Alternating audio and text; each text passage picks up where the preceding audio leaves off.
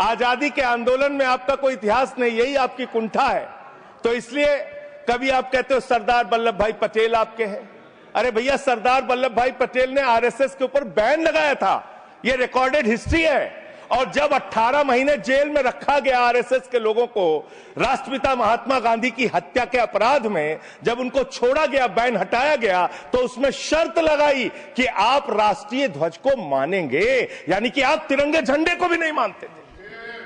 आपने 52 साल तक हिंदुस्तान का तिरंगा झंडा आरएसएस के मुख्यालय पे नहीं फहराया सर, नहीं फहराया।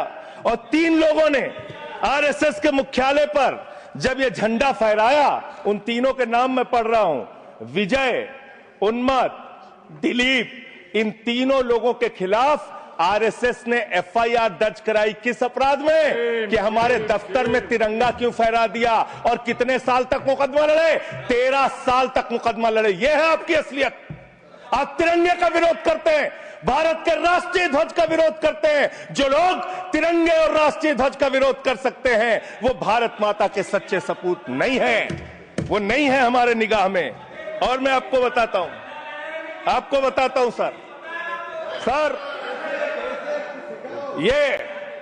ये है 28 दिसंबर 1949 का ऑर्गेनाइजर पत्र। इसको भी रखूंगा क्योंकि आज गृह मंत्री जी और लीडर ऑफ द हाउस दोनों कह के गए, रिकॉर्ड पे सारी चीजें आनी चाहिए, इसको रिकॉर्ड पे रखना चाहिए। इतिहास देश को पता चलना चाहिए, किन लोगों ने देश के साथ गद्दारी की, किन लोगों ने तिरंगे का विरोध किया, किन लोगों ने राष्ट्रगान का विरोध किया। आपको ये पढ़ के सुनाना चाहता हूं, ये ऑर्गेनाइजर है, क्या लिख रहा है।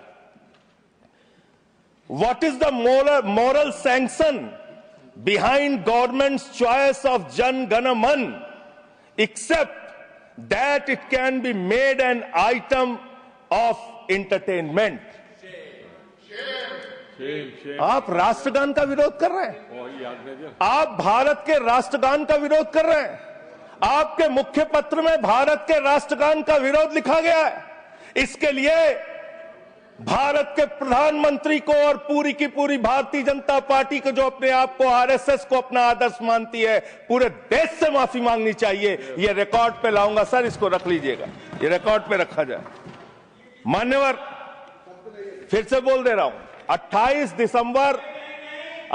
दिसंबर 1949 ऑर्गेनाइजर अखबार, जो आरएसएस का मुख्य पत्र है। और इस आरएसएस के मुख्य पत्र में फिर से लिख दे रहा हूं, फिर से पढ़ दे रहा हूं क्या लिखा हुआ है। What is the moral sanction behind government's choice of Jan Gana Man? Unnecessary will get provoked. It can be made an item of entertainment. Please continue. ये लिखा हुआ। Sanjay ji, unnecessarily provoke. Continue. अच्छा सर,